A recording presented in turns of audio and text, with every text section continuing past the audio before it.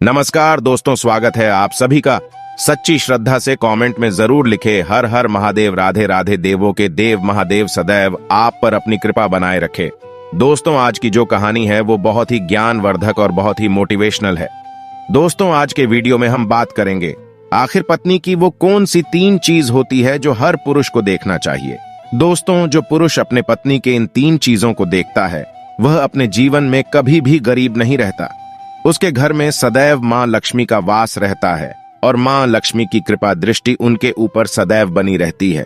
दोस्तों, आज की वीडियो में हम बताएंगे कि आखिरकार वह कौन सी 3 चीजें हैं जो हर पुरुष को अपनी पत्नी के देखनी चाहिए। दोस्तों, उससे पहले आप सभी से निवेदन है, यदि चैनल पर आप लोग नए हैं या चैनल पर पहली बार आए हैं तो कृपया करके चैनल को सब्सक्राइब कर ले, क्योंकि दोस्तों हम अपने चैनल पर रोजाना ऐसे ही ज्ञानवर्धक और मोटिवेशनल वीडियो अपलोड करते रहते हैं। चलिए तो दोस्तों शुरू करते हैं आज की इस प्यारी सी वीडियो और इस प्यारी सी कहानी से जानते हैं कि पत्नी की वह कौन सी 3 चीज है जो हर पुरुष को अपनी पत्नी की देखनी चाहिए। दोस्तों, एक बार की बात है, किसी गांव में एक आदमी रहा करता था। दोस्तों, वह आदमी अपनी पत्नी से बहुत परेशान था क्योंकि उसकी पत्नी अपने पति से बात बात पर लड़ाई झगड़ा करती थी। उसके घर में एकदम कंगाली छा गई थी। खाने के लिए घर में ना ही कोई दाने थे, ना ही पीने के लिए पानी और ना ही पहनने के लिए वस्त्र। दोस्तों, रोज रोज के इस कलेश से वह पुरुष अपनी पत्नी से परेशान हो गया था। दोस्तों, एक दिन की बात है, वह आदमी अपने घर से जंगल की तरफ निकल जाता है। दोस्तों, जंगल में जाते जाते उस आदमी को एक साधु से मुलाकात होती है। तब वह आदमी उस साधु के पास बैठ जाता है और वहां पर बैठकर रोने लगता है। दोस्तों, वह साधु उस आदमी को पूछते हैं कि पुत्र, आखिर तुम्हें हुआ क्या है, तुम क्यों रो रहे हो। तब वह आदमी उस साधु को बताता है कि महाराज, मेरे घर में मेरे पत्नी और मेरे 2 छोटे छोटे बच्चे हैं। मेरी पत्नी मेरी कोई भी बात नहीं मानती है, बात बात पर मुझसे लड़ाई झगड़ा करती है, जिसकी वजह से मेरा एक छोटा सा बिजनेस था वह भी बंद हो गया और अब हम घर में दाने दाने के लिए मोहताज है। हमारे घर में खाने के लिए कुछ भी नहीं है, पीने के लिए पानी नहीं है और पहनने के लिए वस्त्र नहीं है। लेकिन मैं अपनी पत्नी को समझाता हूं कि लड़ाई झगड़े ना करें। इसके बावजूद भी वह घर में रोज लड़ाई झगड़ा करती है। इस वजह से मैं बहुत दुखी हूं और बहुत परेशान हूं, इसलिए मैं घर छोड़कर आपकी शरण में आया हूं। दोस्तों, वह साधु महाराज उस आदमी को बोलते हैं कि पुत्र तुम रो मत, आज मैं तुम्हें ऐसे 3 चीज बताने जा रहा हूं। जो पुरुष अपनी पत्नी की 3 चीजों को देखता है वह पुरुष अपने जीवन में कभी भी गरीब नहीं रहता है और ना ही उसके घर में कभी लड़ाई झगड़े होते हैं और उसके बिजनेस में तरक्की होती है। दोस्तों, तो वह साधु महाराज उस आदमी को बताते हैं कि मैं तुम्हें जो बातें बताने जा रहा हूं उन 3 चीजों को गांठ बांध लो। तब वह आदमी उस साधु महाराज की बातें बहुत गौर से सुनता है और साधु महाराज से बोलता है कि प्रभु, आप मुझे जल्द से जल्द बताइए वह कौन से 3 चीज है जो हर पुरुष को अपने पत्नी की देखनी चाहिए। दोस्तों, तब वह साधु महाराज उस आदमी को एक कहानी सुनाते हैं। तो चलिए दोस्तों, गुरुजी से ही सुनते हैं इस कहानी के बारे में। दोस्तों, किसी नगर में एक सेठ रहा करता था। उस सेठ का बहुत बड़ा व्यापार था। उसके घर में सेठ और उसकी पत्नी रहा करते थे। उस सेठ और सेठानी में आपस में बहुत प्रेम था। उनके घर में कभी भी लड़ाई झगड़ा, किसी प्रकार का कोई अंधा क्लेश नहीं होता था। इसलिए उसके घर में सदैव मां लक्ष्मी का वास रहता था और उनके बिजनेस में दिन दुगनी रात चौगुनी तरक्की होती थी। उन सेठ सेठानी में इतना प्रेम था कि आसपास के लोग उनके इस प्रेम को देखकर जल जाया करते थे। दोस्तों, सेठ और सेठानी के इस प्रेम की मिसाल हर गांव वाले देते थे।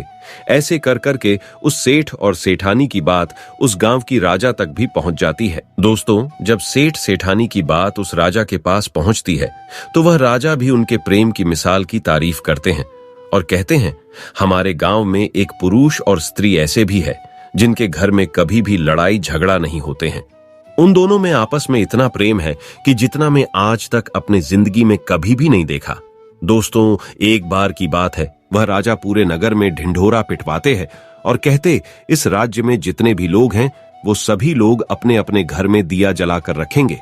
तब राजा की रानी अपने राजा से पूछते हैं कि महाराज, आखिरकार आप सभी के घर में दिया क्यों जलवा रहे हैं। राजा रानी की बात सुनकर रानी को बोलते हैं कि दीपक प्रेम की निशानी होती है। जिसके घर में दीपक जलता है उसके घर में सदैव ही प्रेम बना रहता है और मैं चाहता हूं कि जो प्रेम सेठ और सेठानी के बीच में है वही प्रेम हमारे इस नगर में, हमारे इस राज्य में हर पति और पत्नी के बीच में हो। इसलिए मैं हर घर में दीपक जलाना चाहता हूँ। दोस्तों, राजा की सैनिक पूरे नगर में ढिंढोरा पीटते हैं और बोलते हैं सभी के घर में दीपक रात भर जलना चाहिए।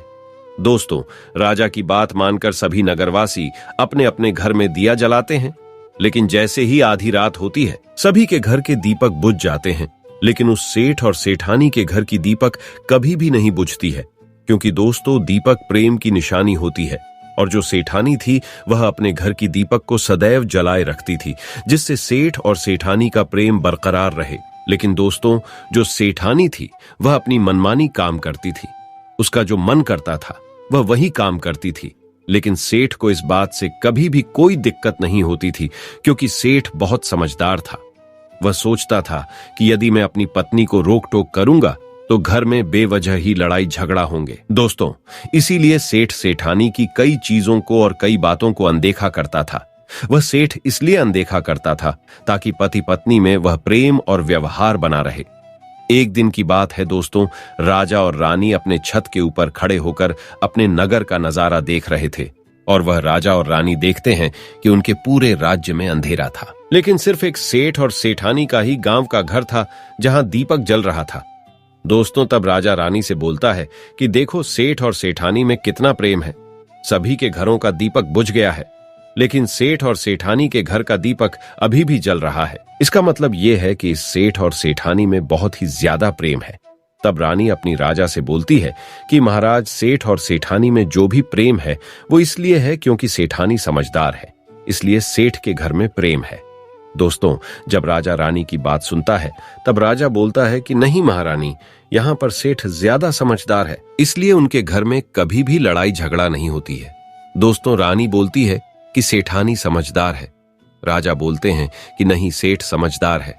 दोस्तों, सेठ और सेठानी की बात को लेकर राजा और रानी में बहस होने लगा।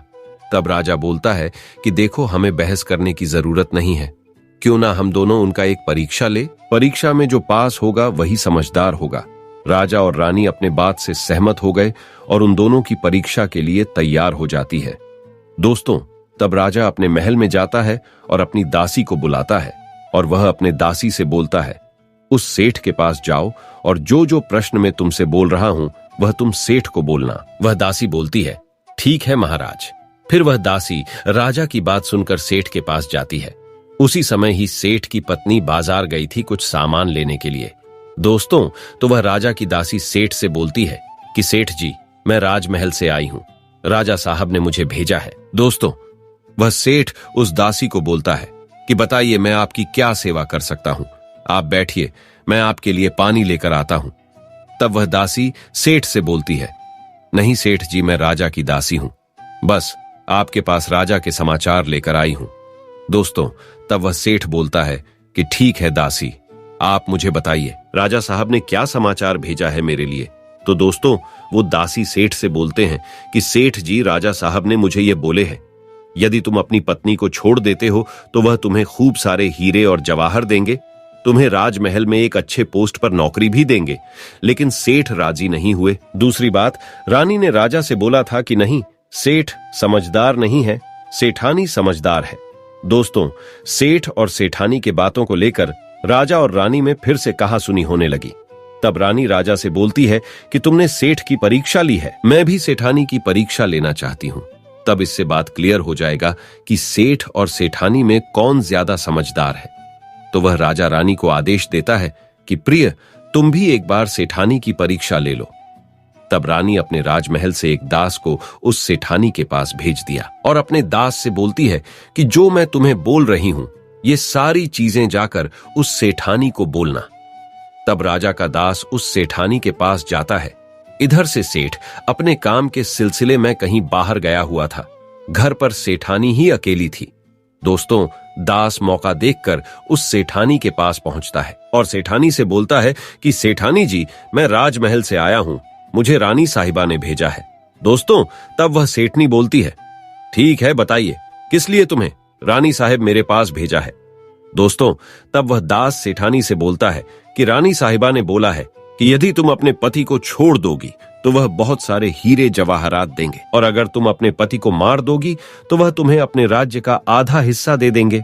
दोस्तों, दास की बात सुनकर सेठानी तैयार हो जाती है और कहती है, ठीक है, यदि रानी साहिबा अपने राज्य की आधा हिस्सा मुझे देंगी तो मैं अपने पति को मार दूंगी। दोस्तों, तब उस राजा का दास उस सेठानी से बोलता है कि मुझे कैसे पता चलेगा कि तुमने सेठ जी को मार दिया है।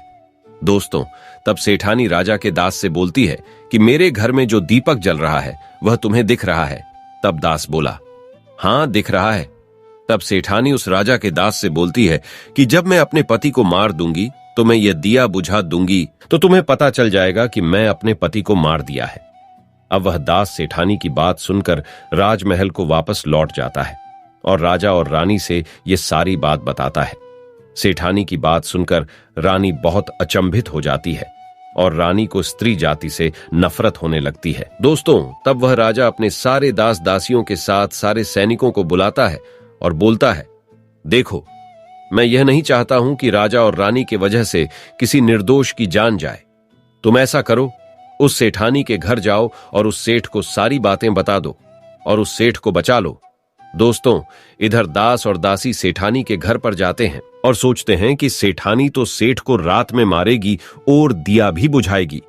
इससे पहले ही हम सेठानी के घर में हमला बोल देते हैं।